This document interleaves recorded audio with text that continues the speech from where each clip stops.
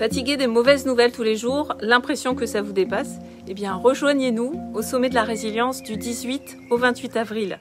Le redécouvre, hein, les redécouvre ces crises agricoles avec l'actualité, mais bien évidemment, les problématiques ne datent pas d'hier, et c'est bien pour ça que c'est très amusant de voir que tout le monde d'un coup semble découvrir les problèmes qui sont là dans le monde paysan et qui le rongent hein, depuis des années.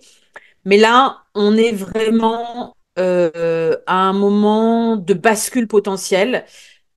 C'est complexe en agriculture. La charge administrative, l'accumulation, on va dire cette espèce de millefeuille réglementaire et juridique, mais c'est un véritable casse-tête par rapport à d'autres, des sous-produits, comme on les appelle, d'un atelier de production.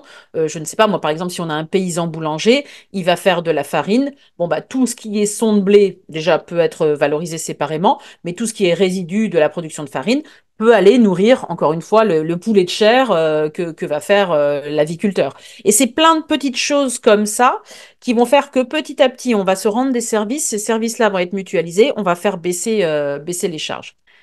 Donc voilà, je suis à l'initiative du projet, mais bien évidemment, je ne vais pas faire ça tout seul, hein, ça n'aurait pas de sens et puis ce serait tout simplement impossible.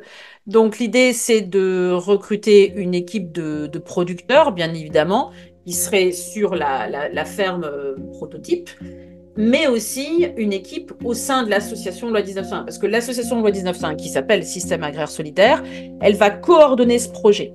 Et pour être sûr que ce projet non seulement tienne la route au niveau agricole, mais qu'il puisse aussi essaimer sur d'autres fermes, eh ben on va l'étudier. On va l'étudier à l'aide de chercheurs, de scientifiques, d'économistes, de géographes, etc.